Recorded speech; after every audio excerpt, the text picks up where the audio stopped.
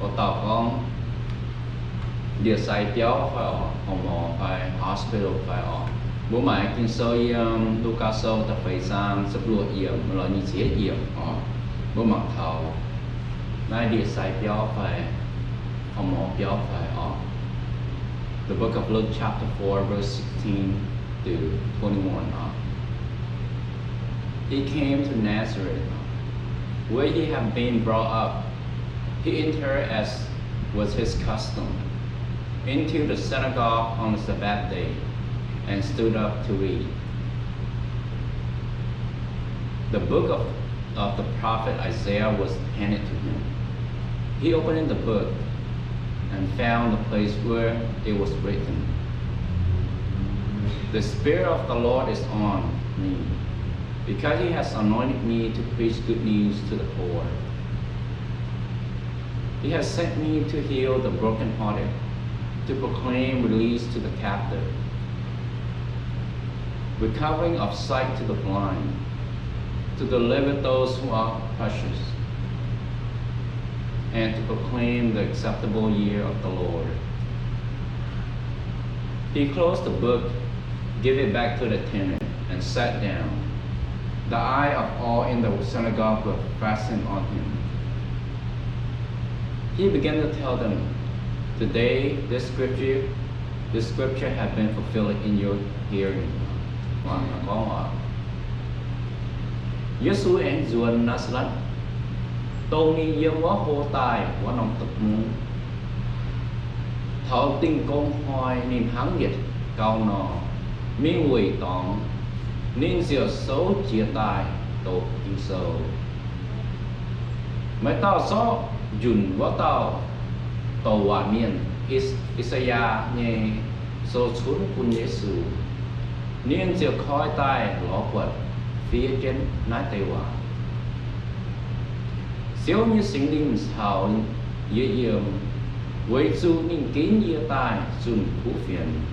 búa nhân chỗ nhiên niềm phái dĩa tai dùn búa dù quần nhê miền niềm búa oi tú cùng suốt giờ dùn búa sinh mẹ nhê miền niềm búa hai mầm tú quạt và cuốn chú miền số tổ số hỏi quá tề tú cùng gọi em dùn con xéo xe em nhé nhằm thảo á Giêsu tổ liễu diệu dùng chén sâu chiêu cun cầu quỷ tòn nhé miền siêu diệu duy dìa Giêsu quỷ tòn nhé miền ni nung nút nhé mỏng chén Giêsu nên diệu có mình bùa niềm bùa mấy bùa hai liêu lách tổ kinh sâu như là y hoa xuất tài đói tiểu dình lành chính chính phu này hoa bùa mạng thần ái bùa bật thần ái chéo Giêsu nên biệt thảo sẽ nói gọi biệt thảo cũng là bà tòng phải ở mình tổ đấy tề kinh sâu tùng Isaiah phía tài như sâu tổ tháo bùa tháo quân bùa tê hiếu nhìn tài sẽ ní tiệp hãi nhìn tài mình thèn thảo tung chủ khấu nhẹ ố tệ ở hắn nói in hoa bùi một tàu có địa sai béo phải hospital ở have you checked into a hospital lately have you have any sickness that you have to go to the hospital lately when you go to the hospital what happened what do you see who helped you what happened do you have to wait long bùa tu mình địa sai béo như vậy tu chỉ tám các lao chỉ tệ bùa mai bèn cuốn thà bùa phái hỏi sự bùa phái bùa sự mình địa sai béo như vậy mà giảm cam ham phái mà ngó muốn và trái muốn phái họ xin khi yêu phái bùa sự mình địa sai béo phái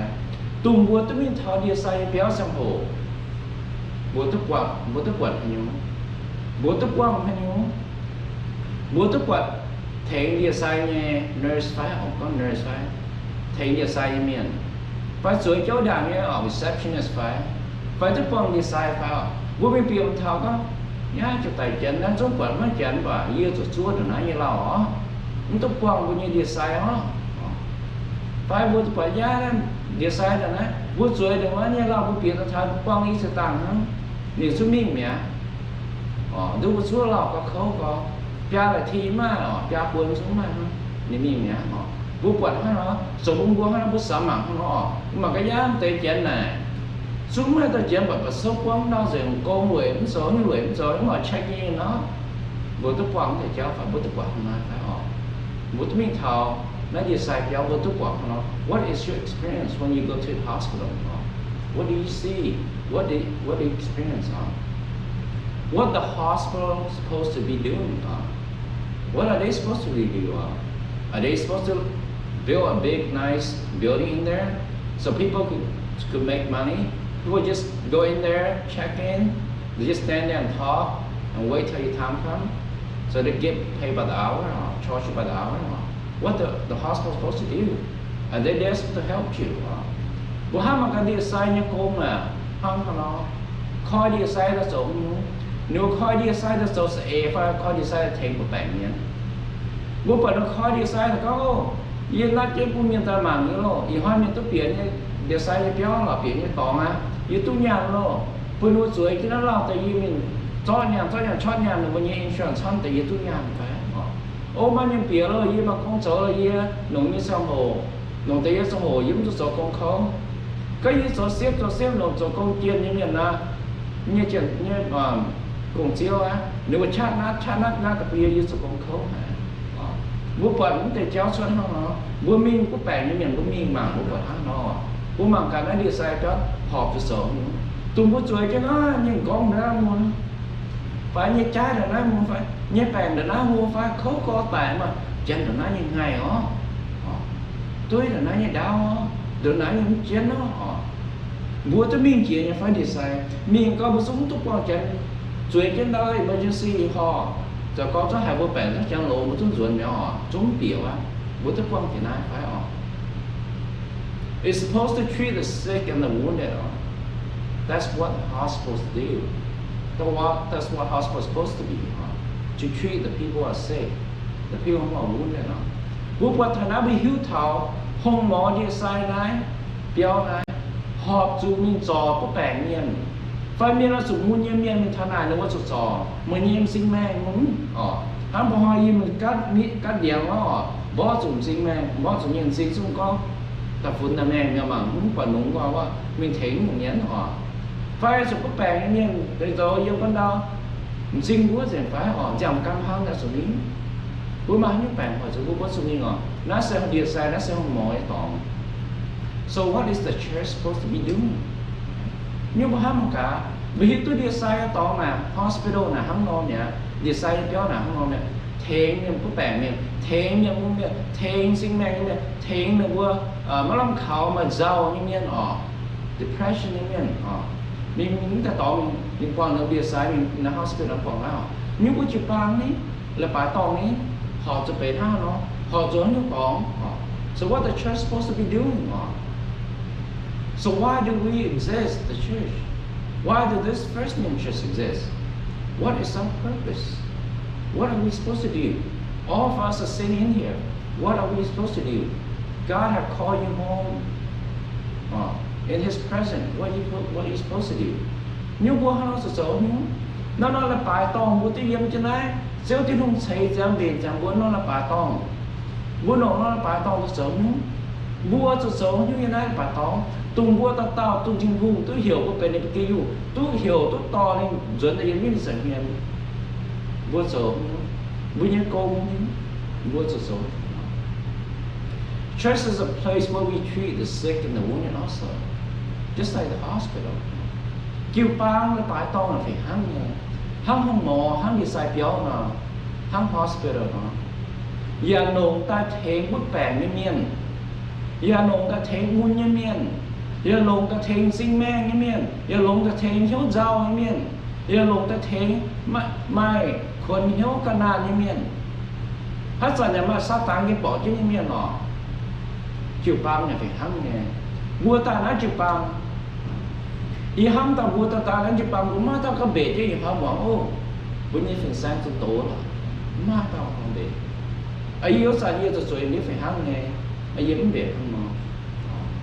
như hiếu như bền tài như tài tao nhóm phải hát muốn bạn như người quần yếu sao như mình chỉ bằng hả yếu mình sợ cơm khấu cháu cùng tỏi và cháu cùng dấu để hiếu phải họ cháu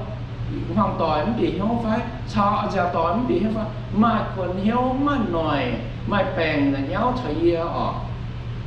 mà làm khảo rồi bây giờ chỉ phải hám thông bến nhau phải họ ở đây hiếu chơi cái biển như hiếu ta phải như tôi mới thảo là bài tòng mình mình cũng như suy trên đi mà trong hồ như hiếu như hám mình chỉ giá nông bồn nó là nhiệm như trồng yếu chăn như là bằng tập bốc chăn như lá lùng hoàng nghe ta mình tập dụng là yes cái này cũng yeah mà trong hồ giá mình thả nái họ như hiếu tỏi mình thả nái và tỏi thả giá nó đi đâu mà ta biểu mình bật biểu mình cái nhà giàu cái nhà họ bữa chúng mình hám thả nái muốn vào mà trong hồ không nó muốn vào như hiếu như sự phi như biển cái như chúng mình thảo chiếu thì không là bà tòng như gió dĩnh như hiếu giàu như quần hiếu như mùng tuôn số như sinh mẹ như hoàng chiếu như lòng hồ như hoàng chiếu thì mùng quá to mà anh xíu dĩnh này quay dù như hiểu như tôi rồi như chẳng hiện tại to dĩnh nhưปัญหาnhư xì như nhung tập quân nhìnหรือquân nhẹ anh phím thì tập quân nhẹ mà hết thì tập quân nhẹ mà chát lại sò như lộn tập quân nhẹ mà chát chia nó là bài Monday như mình sụp bông Monday như quăng như con tỏi phải như con chiếu phải nhẹ dẻo phải như hoàng phải quân nhẹ mà chát tại như họ như nhau như bên tại không ngỏ. So that is what we are supposed to be do because that's what Jesus has came to do. And he anointed us also. In the book of Matthew chapter 28, we see that the Great Commission on. Vui nhà họp rồi, hắn nói là rồi, hắn chiếu trên thu nên gì ta nên ta thế mình xin nghe nhân mà tốt quá. Muôn nhân miên hành lộn, dù quấn nhân miên hay cùng gọi. Tụng nói tên nên là thành này. Dù miên chắc giá gì nữa mẹ không thế, nhà cũng thế, bếp xuất tài, hình xuất tài, hay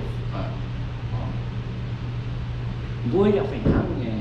Chiếu thì hùng on chứ bùa hắn chiếu thì chẳng bùa chiếu chứ su như tiền nó on chứ nhìn nó tại thế bùa nhà tôi hiếu tôi quả nhiệm mà thay sao nhìn biết rằng nó niệm phái bùa tạo tung bền như nhiên mình chun như cú phiền buôn tạo tôi hiếu như ham tôi giết như sự dòng trả như giá được gì vậy nó có như này giờ tôi buôn nó quên sinh mẹ tôi quả chiếu chứ không chiếu chứ không nghe mẹ họ nói hai mẹ hai lộn nếu em đi mua haiคือbuôn tất cả chiếu cho mình tôi là mua sữa miến đồ chứ là mua được sao làm sữa miến đồ chứ mua kê chứ nó ngó thì mua nhà hà to mẹ thấy nó cùng ngồi với sữa chiếu thì ngon mà nếu mà bèn thì mày nó giàu thế chiếu thì không là cũng có chá là mình thấy nó ngon là mua buôn mình nhớ mà làm hắm buôn mình mẹ mà làm khảo buôn mình mua mà làm mà tòng khảo. Jesus came to deal with sins, to help the helpless, to fix the broken, to strengthen the weak. Chúa Giêsu hiện tại hiện chia suy, miết suy, sẽ ta tình với những suy. Không Chúa Giêsu cho tình buông, nhưng tình với suy nên cho chuyện nó phạm kê na. Nín cho tài dân dần trả, nín cho cũng miền mắng phá mùi á, cho miền dốc. Chú miền bó, chú miền thúy, chú miền xót biết rồi, chú miền màng phía con tổ á. Có nên ta tình với nhau, tình với suy như thiên to hả? Tình với suy nếm rồi gì? Với suy nên ham muốn nếm ở tình với suy, nên ta miệt suy như sao nhỉ nó bằng cái buôn bua mái buôn bên sinh dành ta, miệt dành với suy, buôn bua mắt suy, buôn bua hai tuần ruột béo sao nên nhiều,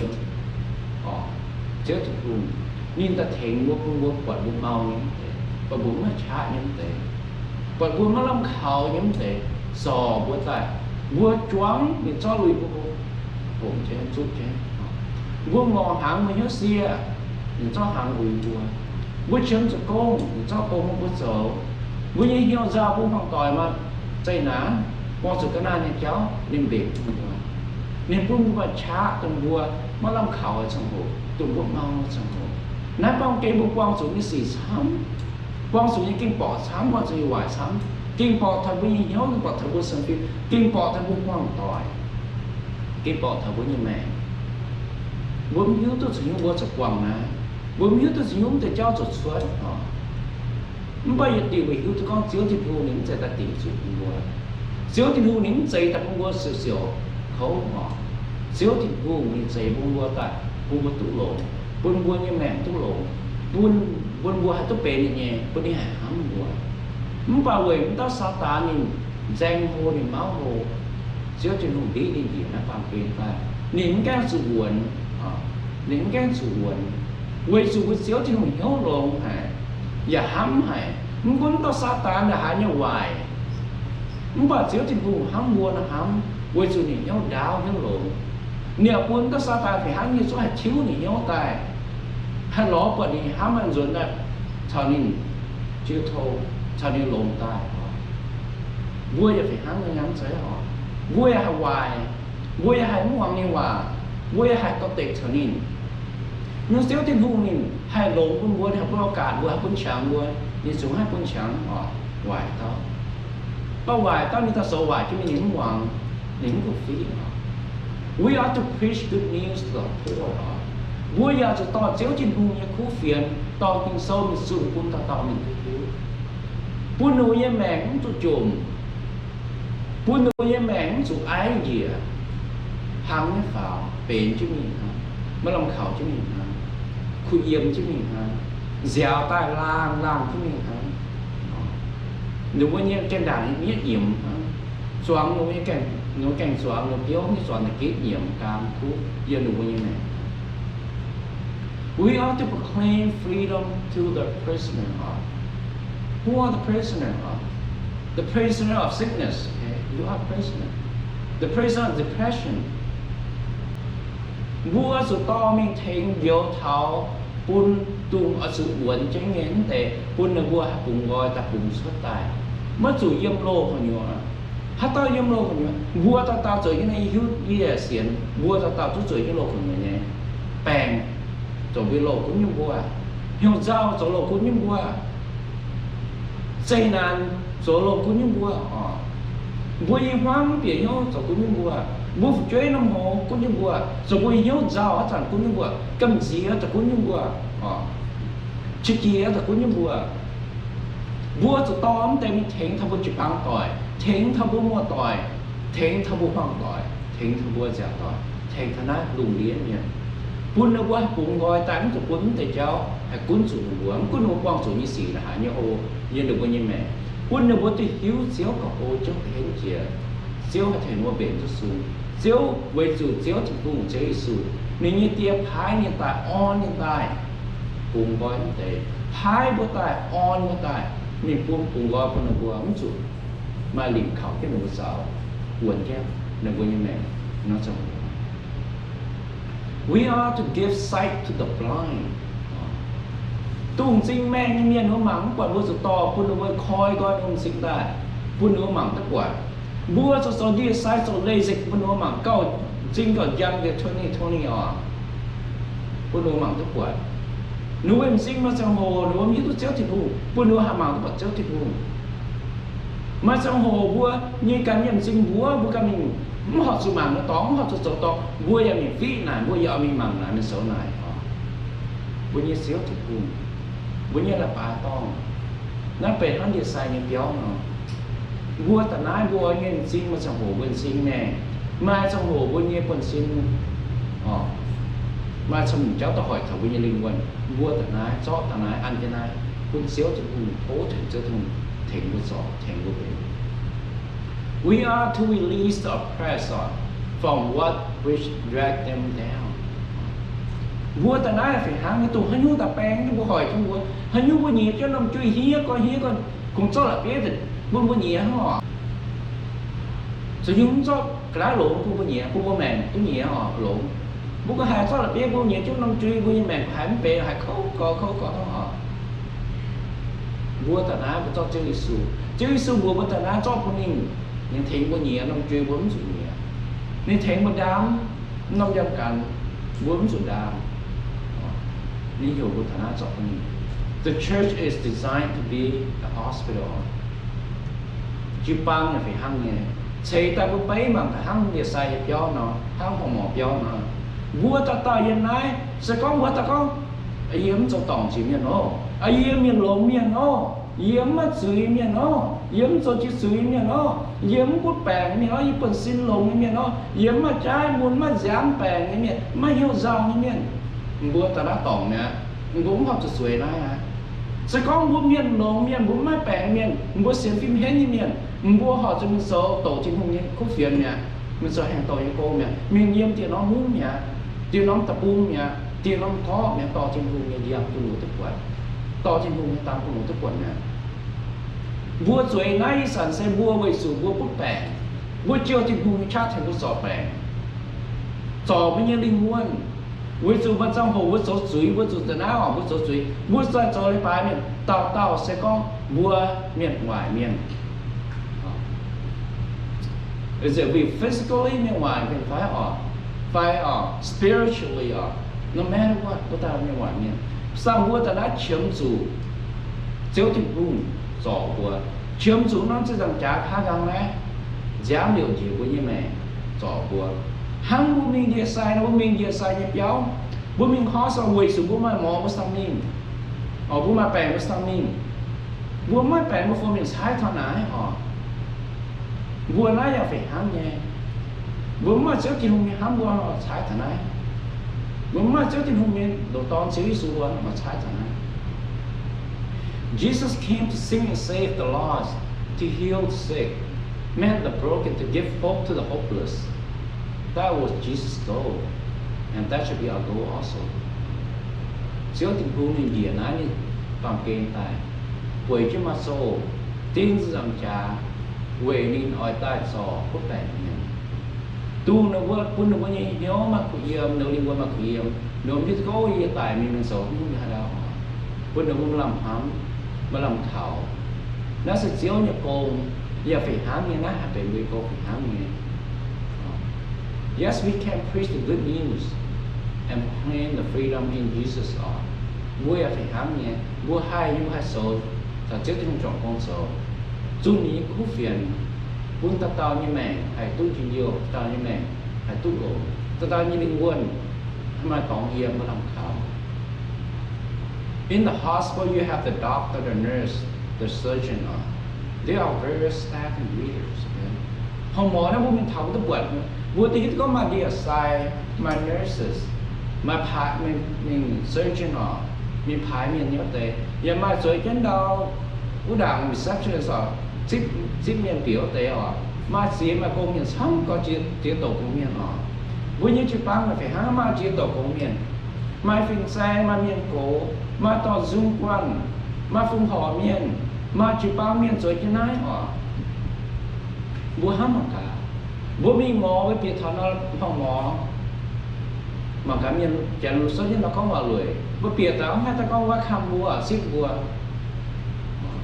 bố mà cả có bố mình ngó mỏi mình ngó mỏi mà cái này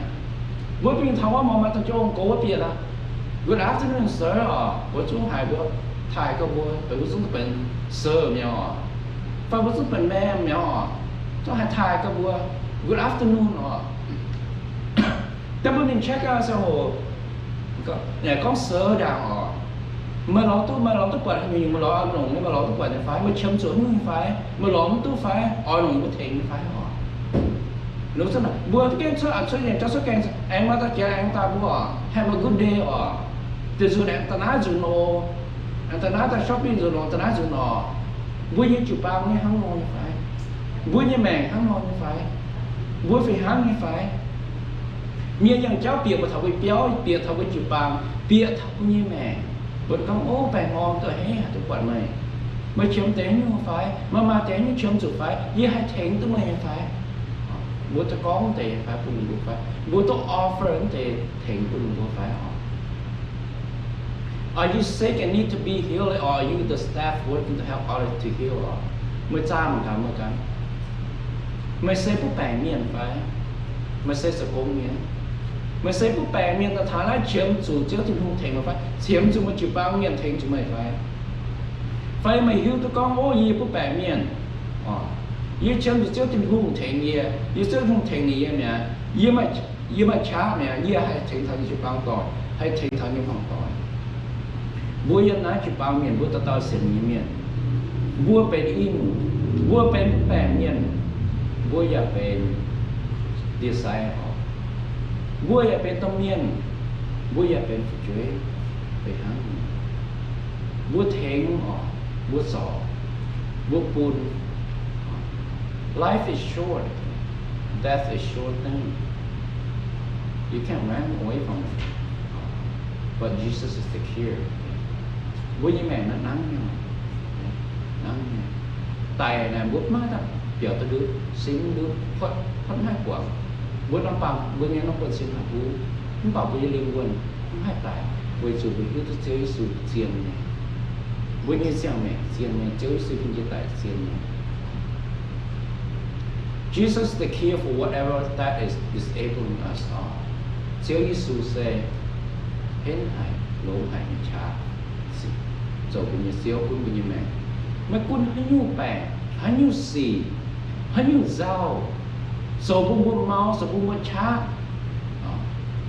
Chúa Giêsu nhìn cho Chúa quân dạy, nhìn hình kia dạy. Vô cũng cùng nhau nhìn, vô cũng xiên nhìn. Vua nhiên nó là bài tòng sẽ hắn vua hắn một tại hắn để xây cho nó hắn hospital nó vua ta tao ta nói như miền vua ta tao mà trưởng chủ chiếu thực vùng ở khảo chiếu thực vùng ở trên chiếu thực vùng bố mà hiểu giáo bố mà bẻ bố mà muôn bố mà chiêu thô với văn hóa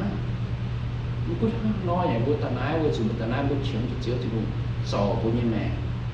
rồi ta thà nói nó là bà của ta nói bướm tôi là cú vua ta cầu xem bộ chứ không rồi cái nó muộn mà phiền xem con mà vua cái nó should step up right mà what you come here for you come here to give your pain your suffering to God to give your mấy dọc hope in sin hùng mấy thà nói vừa sự mà xót mấy căn nan của sin hùng chẳng nhóm tuổi của này mấy thà nói mà xót mà nhéแต่งพุทธิภูมิเมื่อแต่นั้นมันซ้อมมันลำข่าวพุทธิภูมิเมื่อแต่นั้นมันซ้อมมันไม่จุดโถยิ่งหวานยิ่งต่อยห้องต่อยต่อพุทธิภูมิเมื่ออย่างตัวกูมาแต่นั้นมันเซ็งพุทธิภูมิโถทิ้งกว่าไม่สวยต่อไม่โอ้ไม่น้องชมสอไม่ลงใต้quân ninh chiến nó bằng cái điện tài sang trả nó dùng cái bài điện tài